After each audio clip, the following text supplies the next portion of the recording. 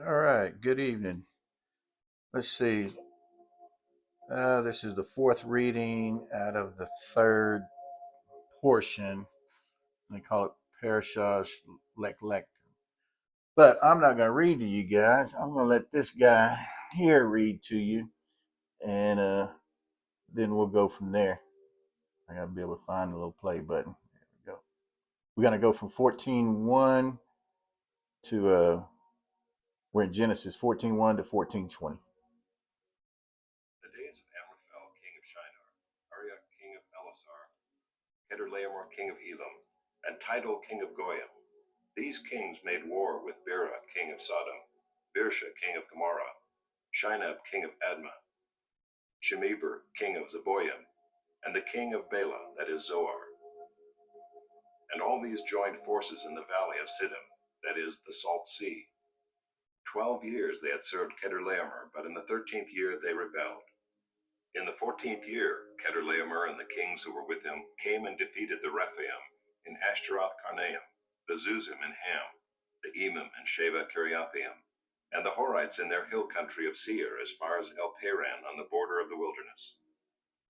Then they turned back and came to En-Mishpat, that is Kadesh, and defeated all the country of the Amalekites and also the Amorites who were dwelling in Hazazon Tamar.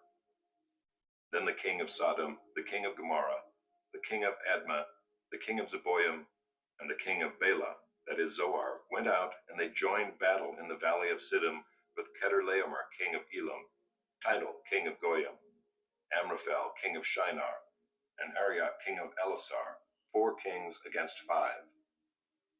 Now the valley of Siddim was full of bitumen pits, and as the kings of Sodom and Gomorrah fled, some fell into them, and the rest fled to the hill country.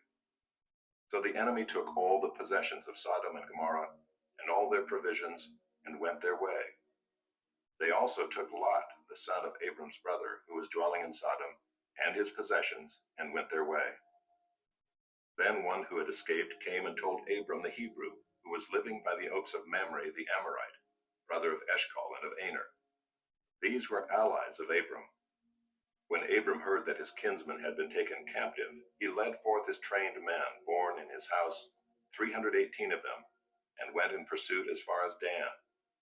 And he divided his forces against them by night, he and his servants, and defeated them and pursued them to Hobah, north of Damascus. Then he brought back all the possessions, and also brought back his kinsman Lot with his possessions, and the women and the people.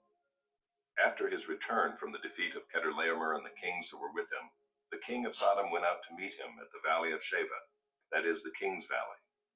And Melchizedek, king of Salem, brought out bread and wine. He was priest of God Most High.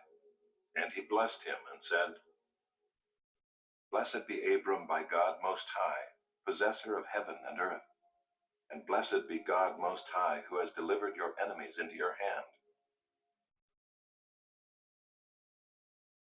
So from this small reading in this book here, this is a more recent rabbi versus what's going to be what we'll look at in the older book.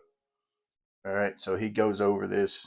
Uh, Abraham's nephew Lot had accompanied him to the promised land. Abraham was too idealistic for Lot, so Lot left him, settling near the Dead Sea, when the land of Israel was later invaded by a coalition of nations who captured Lot. Abraham pursued them in his defense.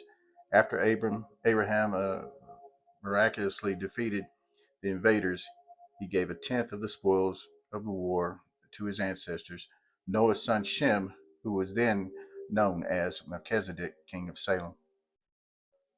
So the biblical verse started right there that he read out, and this is just basically verse 1 going into verse 2. And so we pick it up here where this would be considered some of the interpretation or the oral law. So what I'll do is I'll let you look at that, and then you can pause it if you need to. Pause it there. I didn't know this guy was Nimrod. So verse 2 continued on. I'm going to read all that. Y'all can pause it and you read it your daggone self, all right? So we started down over here. Well, on this one, there is no English, so it'll be this whole page here. And basically,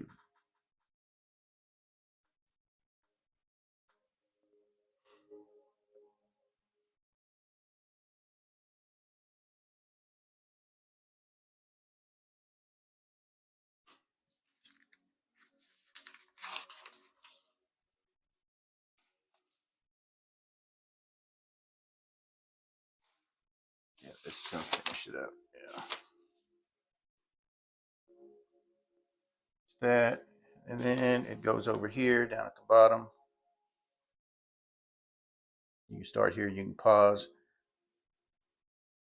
you can study. Now, they do have this book in a PDF. You can find it online, and it might be a lot easier than reading my stuff and listening to me. But if I mark something down and I'll kind of talk about it. It's basically stuff that I didn't know and that I'm learning and realizing. Um,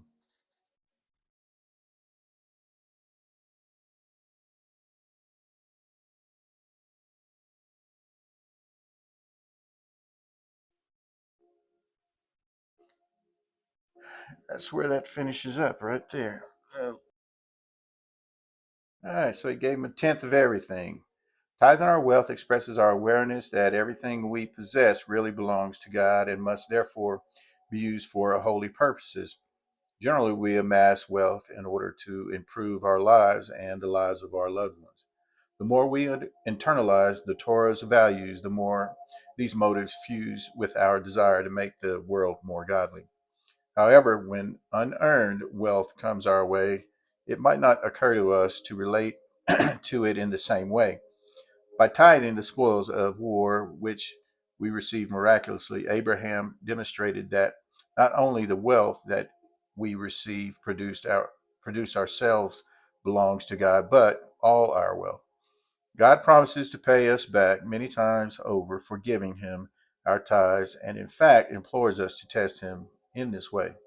By following Abraham's example, even with our unearthed wealth, our lives will demonstrate how God rewards those who fulfill his will. In this way, we, like Abraham, will disseminate the knowledge of God's goodness and kindness throughout the world. So that's 10th. All right. Gotta give up something, right? Y'all have a blessed evening. I'll get better at this. I'll keep doing what I do. Bye.